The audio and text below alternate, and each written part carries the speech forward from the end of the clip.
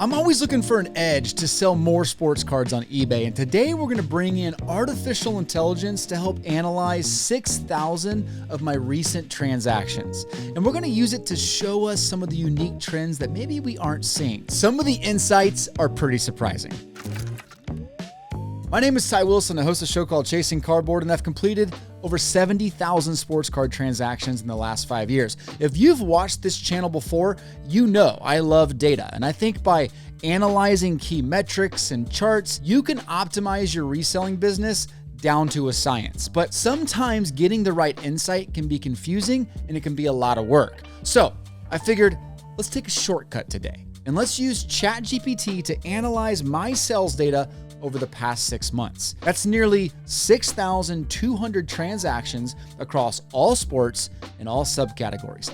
I want ChatGPT to help us see some of the trends that maybe we aren't thinking about and hopefully reveal a couple things that can help all of us be more effective in our sports card reselling. So here's what I did. Every month, I download a copy of my paid and shipped orders out of eBay. I save that CSV of each month inside a folder so I have good records over the entire year. This is probably something you should do yourself for your own record keeping. Inside that file, I get some important data that could be really useful for analysis. This is data that eBay provides by default. Things like buyer location, item sales price, sales date, ship date, taxes, feedback, titles, and a little bit more. Now, obviously, some of the general sales performance insights can already be found inside of the eBay Seller Manager, but I want to dig deeper and I want to uncover some of the insights that eBay doesn't tell us. ChatGPT is perfect for this. I took 6 months of the sales data, I combined them into a single CSV file. I cleaned up the tabs and I uploaded them into ChatGPT. For those that are new to the platform, it's incredibly easy to use. You basically use the chat box to ask ChatGPT to do whatever you like, and you use everyday language to do it. So I start with a very high-level question just to see where ChatGPT takes us. I ask, we're excited to learn more about our eBay sales data, so I'm uploading a CSV of the last 6 months of our sales. Can you look at the data and provide any important insights or trends that stand out to you?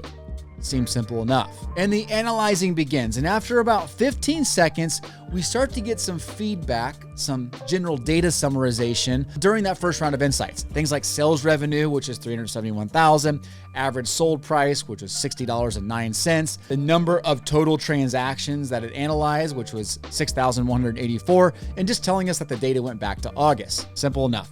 But that doesn't help us. So I follow up and I say, hey, can you please analyze trends over time and help me identify any potential insights into the business?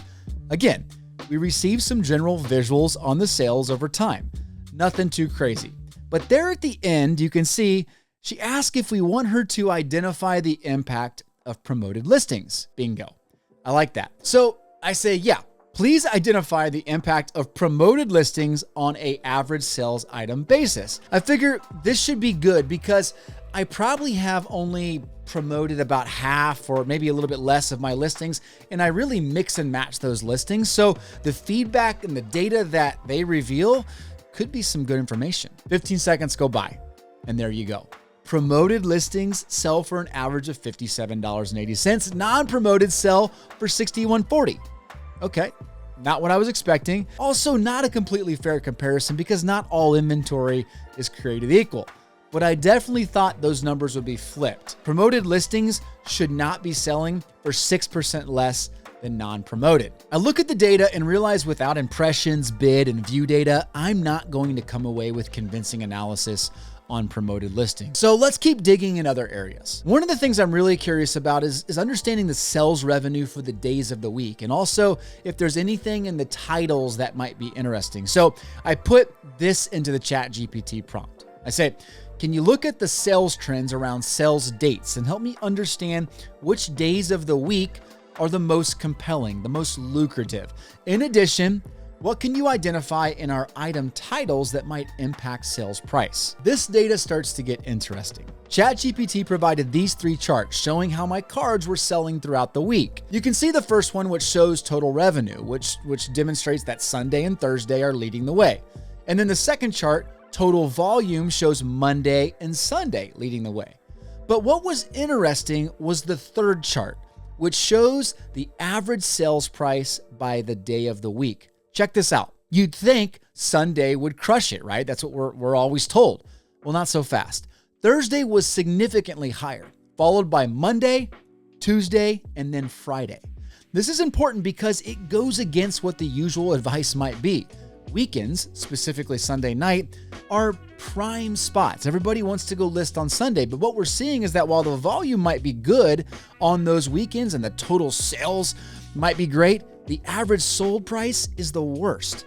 I would guess because on the weekends, you are just battling for attention and ultimately getting a smaller share of the wallet. A buyer on Sunday night has plenty of options to go purchase something. So potentially their appetite to spend more on individual items shrinks. That to me is valuable insight because it potentially shifts the way I might think, or maybe you might think, about prioritizing higher ticket items. Maybe some of those should be ending on Thursday or Tuesday or one of the other days during midweek, ensuring that you get a larger share of the buyer's wallet. Anyway, on to the next. I wanted to learn more about the titles, and a few interesting things that ChatGPT noticed was that keywords like gym led to higher sales prices. In fact, gym had the highest average sales price of $122, followed by Chrome, $115, and then PSA at $109. Nothing earth-shattering, just interesting that the word gym seemed to trigger higher sales prices. I left wondering if I need to make sure that all of my TINs, PSA, SGC, and BGS alike, need to have the word gym in the title from now on. In addition, ChatGPT analyzed the dates in the title and found that 2024 and 2017 had a higher average sales price per transaction. And I'm guessing that's because of Mahomes in 17 and Aaron Judge in 17, and 2024 just being the most recent year. Nothing too revealing with that data, but the most revealing part of the title analysis was the length of the title. In a new eBay world that is so full of item specifics and detailed background information, the word floating around the street is that title length doesn't matter as much. Well, according to the analysis from ChatGPT, the longer my titles were, the higher the average sales price I had. Very long titles from 70 to 80 characters were selling for $70 a card. Long titles from 50 to 70 characters dropped to $17. And medium length from 30 to 50 characters dropped to $7 a transaction. Now, I'm not advocating that you go use a bunch of useless random words in your titles so that you can go get clicks. But I am reminding you, and I think ChatGPT is reminding us, that it's important to be as descriptive as you can in your title. Use as much of your title as you can without misleading or distracting the buyer. The proof is obviously there. Time to go back to the drawing board with some more questions. And really, I have two more areas that I think would be really helpful to dig into. First is feedback. But before I do, quick reminder. You need to join our free email list because we have some incredible additional insights that we send out and more coming down the pike for email subscribers. It's free and it's super easy. Click the link below. So anyways, I asked ChatGPT, what is the percentage of feedback that I receive for transactions under $10 and transactions over $10? This result blew me away. After analyzing the data, transactions over $10 receive feedback 35% of the time, which is great. But transactions under $10 receive feedback 12% of the time. That is incredible. Transactions over $10 are getting feedback 3 times as much as the cheap items. ChatGPT thought it was maybe due to the impulse buys, low buyer engagement, or just lower perceived importance of reviewing cheaper items, and I think they probably nailed it. But my takeaway is if you want to improve your day-to-day experience with customers, consider raising your average sales price. Just a suggestion. The next thing I dove into was repeat buyer behavior, and I asked ChatGPT, how frequently do repeat buyers return? I just wanted some confirmation that focusing on repeat sales made sense. Here's the chart that they provided. The findings are actually pretty cool. Basically what they said was repeat buyers typically return for their second purchase within 14 days of their first purchase. Okay, but they return for their third purchase just 7 days after their second. And they return for all of their subsequent purchases every 4 to 6 days. That is incredible. In other words, if you impress a buyer enough to get them to come back to you, their buying patterns start to accelerate every buying cycle. They don't need the proof again. They trust you and they want to do business and they want to spend with you and they want to do it faster and faster. This to me is a great piece of insight that all of us should take to heart and hopefully encourage us to want to bring in those repeat buyers. In addition, ChatGPT noticed that the second purchase a buyer makes is usually 10% higher than the first purchase.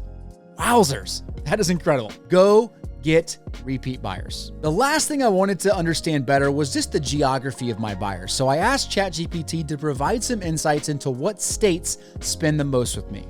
You want to guess what state spent the most with me over the last 6 months? Let's see how good you are. Number 1, California. Number 2, New York. Number 3, Florida. And number 4, Texas. Number 5, any one of the other 46 states. Which one do you think spent the most with me over the last 6 months? Well, number 1 was Florida with 32,000. Number 2 was New York with 25,000. And right behind them was California with 24,900. But interestingly enough, New Yorkers spent the most per transaction, almost 15% higher than the next highest state, California. And when I asked ChatGPT to break it down by the time zone, it was pretty interesting as well. Pacific time zone spent $85 per transaction. Eastern time zone, 78. Mountain was 66. And Central was all the way down there at 65.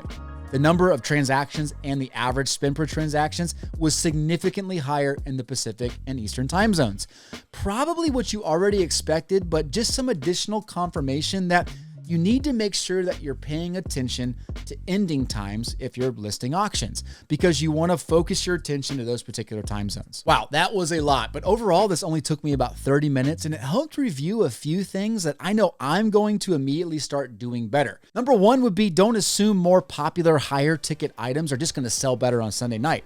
Try to sprinkle them in during the week.